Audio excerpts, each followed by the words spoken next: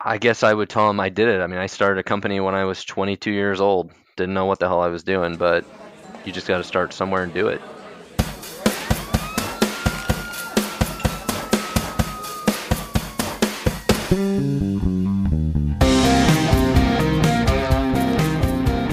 Ladies and gentlemen, welcome to the Millennial Mastermind Podcast, the show for entrepreneurial millennials looking for the tools, tactics, and inspiration to take your business and your life to the next level. Today's guest is Matt Watson. Matt began his entrepreneurial journey when he co-founded his first company at age 22, which then went on to sell for $150 million. He's now the founder and CEO of Stack Phi.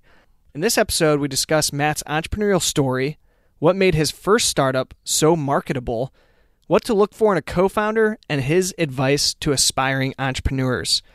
If you've been enjoying the Millennial Mastermind Podcast, please take a few seconds to leave us a rating or review.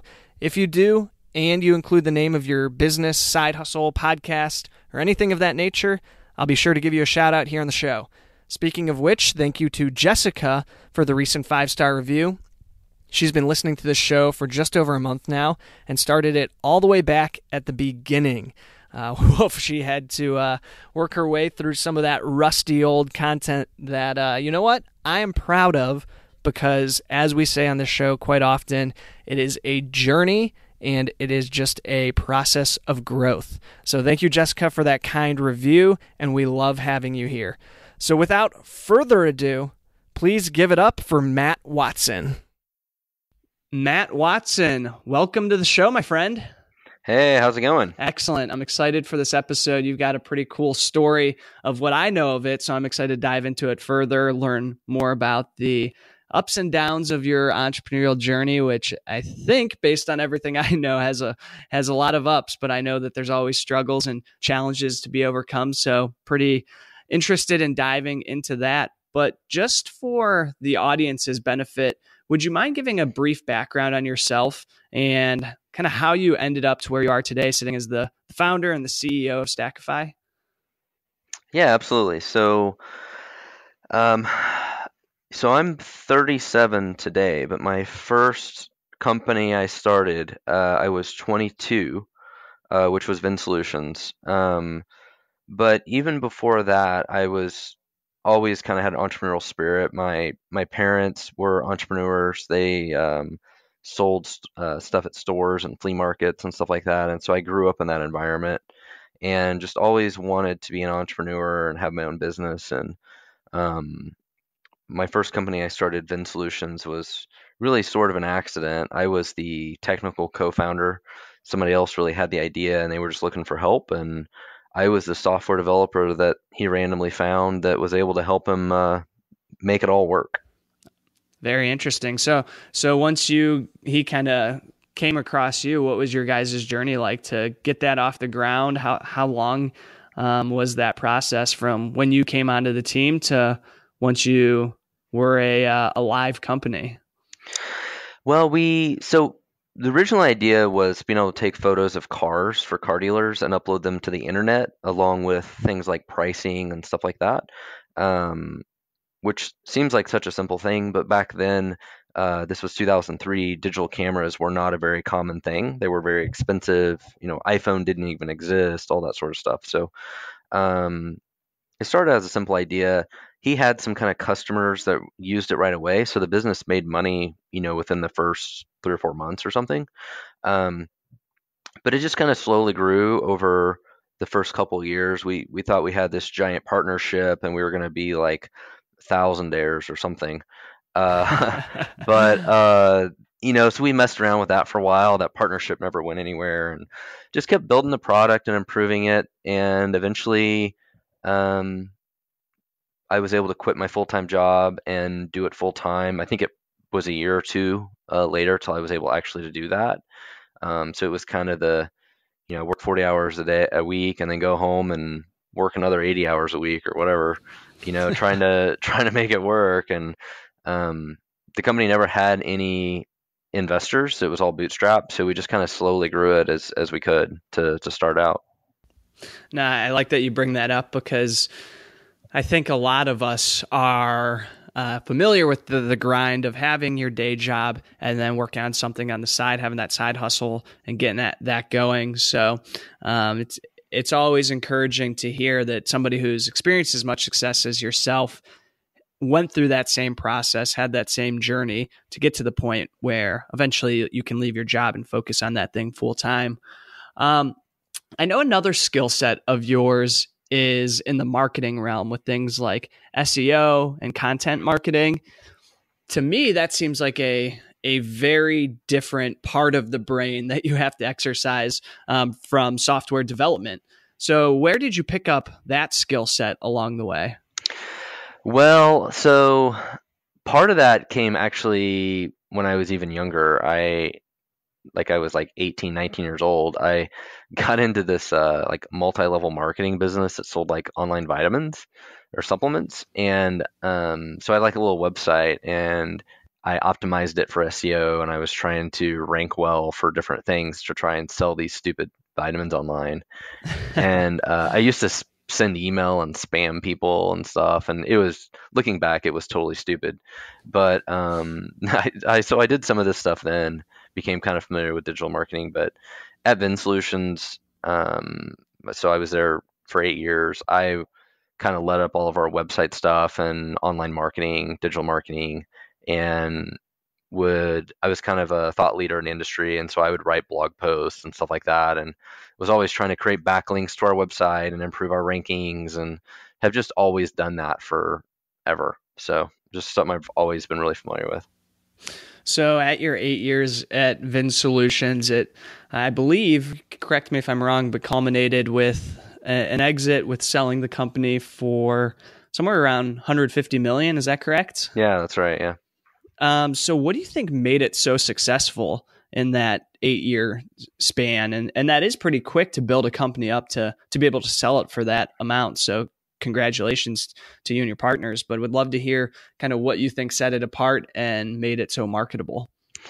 Yeah. So I always say, so when something really bad happens, there's usually somebody who benefits on the other side. So like, through all the mortgage foreclosures, right? Whoever cleaned up all those houses that got foreclosed on was making a killing. Mm-hmm. And if you think about 2008 and 2009, for us being in automotive, GM goes bankrupt, Chrysler goes bankrupt, they're all closing stores, nobody's buying cars, the economy sucks, right? We lived right through that. That was the heyday for us, the peak for us. And the reason why is because when the car dealers were making lots of money, they didn't care if they spent $50,000 a month advertising in the newspaper. But as soon as they were not doing so well, they stopped doing that advertising, but they wanted to do digital marketing. So our software was in the right place at the right time to help them handle their internet leads and do more digital marketing. So we provided them websites and, would send their inventory to all these places they want to advertise online, and how to follow up with customers, that were leads online. That was really our key to our business. And so we were just kind of there at the right place at the right time and had one of the absolute best products for handling online internet leads for car dealers. And it just exploded in growth during that time. It was pretty crazy.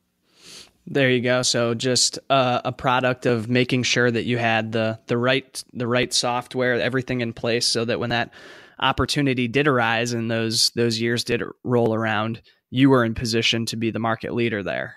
It helped us. If you call somebody, and they're like, hey, I can help you sell more cars. I'm like, oh, we sell 300 cars a month. Like, we have more money we don't have to do with. Life is good. I don't want to screw with that. Whatever. But then all of a sudden they're calling you back like, hey, you called me and said you could save me some money and help me sell cars online. I'm interested in that now. Mm-hmm. And so we benefited from that kind of big change in the industry. And so was your plan to sell that business all along? Were you guys kind of building that to sell, or did that come as an afterthought post success once you started to realize you have this company that is really worth something now and is really kicking ass? I don't think anybody realized what we had or what it was worth until the last couple of years. It's one of those things where nobody cares about the stock in the company or how much equity you own until all of a sudden everybody realizes it's worth something and then everybody wants to bicker about it. So we definitely went through some of that too, with business partners and bought out some business partners and stuff like that. But the last couple of years, we definitely realized that we had something, and we knew there were several strategic companies in the industry that would acquire it because we had such a great product, better than their own, or they didn't have one. Because there's a few companies in automotive that are very acquisitive. Like they don't build anything, but they buy lots of companies and they just sell all sorts of stuff. And um, so we knew one of them would probably acquire us, and ultimately that's what happened. We got an offer from one of them that was a good offer, but then sold the company to Autotrader.com instead, which is now really Cox Automotive, which is a division of the same company that owns like Cox Communication, Cox Cable, all that stuff. And so post sale of that company, then obviously at some point you go on to create Stack Phi. What was the thought process there? Can you walk us through maybe the timeline of when Stack Phi came about after the VinSolutions sale and what Yeah. your mindset was in creating this new company? Yeah, so it's actually kind of a funny story. So we sold the company in May of 2011, and we had an earnout through the end of the year, which was only 7 months, so it's not very long. It was really good. But we got to like the 1st of December, right after Thanksgiving, and I went to my business partner, my main business partner, who was a CEO, and I was a CTO, and the two of us basically ran the company. And I said, I don't even know how long we have to stay here. Like, they gave us all this money. I was going to do whatever. If I have to stay here a couple of years, fine, whatever. And he told me, he's like, Matt, they abolished slavery a long time ago. If you don't want to be here, you don't have to be here. You're 29 years old. They just handed you a bunch of money. They get it. I'm like, sweet, I'm out of here.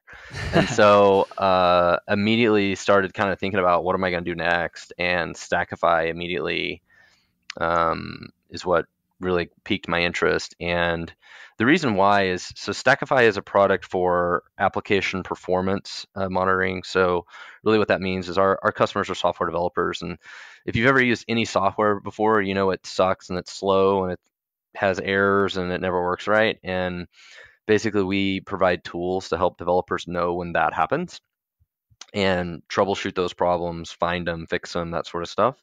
Um, and really, at the time, there just wasn't a lot of good tools that were out there to do that. So I just decided to build it as a crazy entrepreneur. Nice. I love that. And so when you say you say the crazy entrepreneur, and I kind of want to dive into that mindset a little bit, because clearly you started off in this role in I'm more in a job, corporate side, transitioned into this crazy entrepreneur. Or I guess that is the question. Were you always of that mindset that you knew that was your end goal, was having this business and being somebody who can go from one company to the next and create new opportunities as you go along? Well, at this point, I would definitely say I am unemployable. There's no way I'm going to work anywhere at this point. But the first job I had as a software developer was at it was actually at a ticket reseller. So they would resell like NFL tickets or concert tickets, stuff like that. And so they had created their own little software to manage the tickets and their customers and build websites. And they hired me because they wanted to take that little like database and stuff that they made and sell it to other companies. So I actually helped them do that. And the reason that was kind of important in my journey is it was extremely entrepreneurial. Like I was the main developer. I talked to the customers every day. I was involved in like the sales part of it and going out and doing installation of the product. So I saw all facets of it. And the owner of the company was an incredible entrepreneur. He's still an incredible entrepreneur here in Kansas City that owns some other things now too.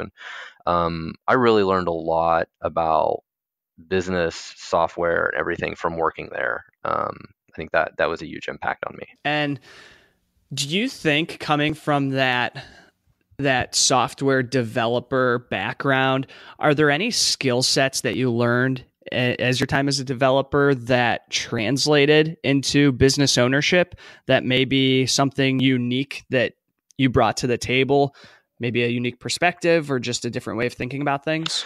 Well, I always tell people that software development is all about problem solving, and so is being an entrepreneur, right? And an entrepreneur, any kind of business, like the business has to solve a problem to have a product or a service that somebody is willing to pay for, most of the time.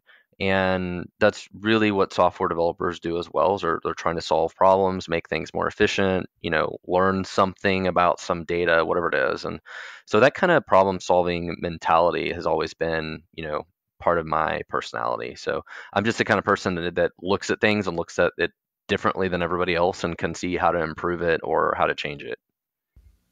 And is there any advice that you would give to listeners who are maybe sitting in that seat that you were when you were first starting your side hustle, where you were starting to consider this kind of jump into entrepreneurship full time, but we're still working a job and you weren't sure?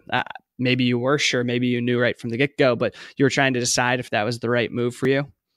Yeah, I would say if you're a first-time entrepreneur, I would highly suggest finding a really good business partner, and that not being your spouse. Don't work with your spouse. It's not a good idea. And your business partner should also not bring the same skill sets as you. You need to find somebody who brings a different set of skills and perspective, to help balance out. And I mean, ultimately, the most important thing about any new business isn't necessarily the product, it's how you're going to acquire the customers, how you're actually going to take this thing to market and find and attract customers, because the whole mentality of like build it and they will come does not work at all. There are lots of great, interesting things that are built that just never get used. You really have to spend a lot of energy and time figuring out how you're different from all the other products or services in the market, how you're going to attract customers, why people are going to buy your product over somebody else's. I think it's super critical. That's pretty interesting. And so I want to touch back on that business partner piece, because I think that's something that's not really talked about all that much. You hear these huge success stories, and frequently, not always, as we know with Google, the partnership there is something that's lived throughout their existence. But you hear about these solo entrepreneurs who kind of start something on their own and become these giants of industry. Where why do you think it is so important? Because you don't hear as many success stories where it's like the team aspect of it. A lot of times, at least even if there is a team, one person gets put in the spotlight. So I'd just like to hear a little bit more of your perspective there. Well, I mean, so my current company, I don't have any partners and I don't want any partners, but I think for somebody starting out in their entrepreneurial journey, I think it can really help them, because it helps them with resources and time and motivation and all those sort of things. Those aren't things necessarily I need, or at this point I can afford to hire somebody to do that stuff. But when you're first starting out, you don't necessarily have the money. So it's like, hey, I can't build this software, or I can go find a technical co-founder who will, work for sweat equity and build it, right? And that's what it takes to get it started, is to do that. Otherwise, you just sit around and you never get anywhere. But I think you're right. Like most companies have somebody who is in the spotlight and is the face of the company. But even think about somebody like Apple and Microsoft. I mean, those companies also had um, other founders that were part of those companies. So it wasn't just Steve Jobs and Bill Gates. I mean, there's lots of companies that have other people that are part of the thing, but they might like hiding behind the scenes. Very true. Very true. And so when people are looking for that co-founder, what should they be looking for? Because you always hear horror stories of partnerships gone wrong. I've got horror stories. Let's start there. Let's hear a horror story, and then what should people look for to avoid that? Well, so the original person I started with VinSolutions, we had some issues with 3 or 4 years in, and had to part ways, and that was not a pretty process. We hired somebody else later to be the CEO and became a partner, and we had to fire that person. We bought out, I think, 5 or 6 business partners along the way that came and went. So, I mean, I've heard before that the only kind of ship that doesn't sail is a partnership. So I'm not saying it's easy, but if you're in a situation where like, I have this idea and I don't have the resources or the talent or connections to make this business happen, your alternative might be not doing it or finding a partner. And so when you're first starting out and that's really your only option, it's a good option. but you got to choose wisely.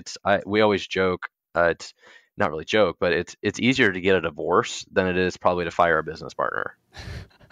Yeah, that is interesting. There's definitely a lot of times a lot of money on the line, and people Yeah. get very emotional once there's money involved. So, what are the things you should look for in a partner in those early days? I think they gotta bring something to the company. Hopefully it's somebody that you know, a friend of a friend, somebody that comes, highly recommended. Um, you can also start a partnership with somebody and set it up so that all the equity is vested. It's like, hey, we're going to be 50-50 partners, but your equity is vested over the next 5 years. So if 6 months from now I decide you suck, then you don't get that equity. Hmm. I mean, there are ways like that to help protect yourself too. Um, but it's all about finding people that hopefully are strategic or can bring some real benefit to the company, and not your best friend, not your brother, sister, spouse. Like, don't work with family. Family sucks. Yeah, it's a little bit harder to part ways in a business when you're sleeping next to that individual every night. Well, or I'm talking to a company now and thinking about investing in them, and the founder's a guy, and his wife works as the controller slash accountant, and I'm like, I don't really want your wife being the one who controls all the books. Like, that's not good. And so, what's your thought process there? Why is there what's the undesirable aspect of that Just relationship piece? control of, uh, it's just kind of a conflict of interest, you know. Hmm. I just for whatever reason don't want him and his wife to be able to embezzle money or different things. Like, it's just good to not have those sort of situations. So Yep, makes sense. So, if you could kind of take a look at all the things you've learned over the past, I guess, would it be about 18 years or so of yeah. entrepreneurship? What is the one thing that really stands out in terms of the best piece of advice, either that you've been given, or another way of asking that, what piece of advice would you give yourself back when you were 22 years old, working on VinSolutions as a side hustle and really just starting to get your feet wet in this entrepreneurship game? I would say one of my biggest pieces of advice is to keep it simple. So many entrepreneurs want to solve really complex problems, and that's part of the problem we've had at Stack Phi is we have a complex product, which makes it harder to sell. The best thing you can do is pick something simple and be really, really good at it, and it's much easier to sell that service or product if it's simple, and it's easier to scale the business and grow it. So my recommendation is to keep it simple and not bite off too much right away. I love that. And so for anybody listening, who are the type of people that would benefit from Stack Phi, and where can people find out more about what you guys are doing over there? Yeah, so our customers are other software developers, and we have close to 1,000 customers all over the world. But yeah, it's really any kind of software developers that have like a web application that the performance of it's important, and they're trying to figure out if it works or doesn't work and how to improve it. StackPhi can definitely help. It's just stackphi.com. I also own a company called Full Scale that does software development in the Philippines. So I have 100 employees there that do software development as well, and that business has hired all 100 of those people in 6 months. It's been really crazy. So um, it's weird. I own a company in another country. So No, that's pretty interesting because you hear more and more about virtual assistants and things like that. People working out of the Philippines, and there's a lot of skill over there, a lot of skilled labor at a very affordable cost. But it's hard to sift through what's good, what's not, who to go through. So is the general model of that business? You help connect people with the right talent over there, or are people working directly kind of with you and your interface, and then they're doing the back end work? How's that work? well, yeah. So this started as a mechanism to help Stackify because we need to hire more developers, and we wanted to build a team there. And so really we have an office there, and we have quite a few clients now, and really what we're trying to do is just augment their team. So using Stack Phi as an example, we have like 8 software developers here, but we have 20 there, and they just all to work together on the same project and the same team. But they're just happen to be working out of our office in the Philippines, and we usually build them out at like $25 an hour. So it's really affordable, and they're super talented, and very good communication skills. They're all fluent English, all that sort of stuff, and it works amazing. Awesome. And is there anywhere else that you would point people to check out more about yourself or any of those companies? No, I also have a podcast that I host called Startup Hustle that people can check out. That's about it. Very nice. Well, last question. Is there any parting advice that you would give for the entrepreneurial millennials who are listening to this, who may not have taken that leap of faith yet to really start their journey, but it's been that thing, that idea that they've had on their mind for years and just need that push over the edge?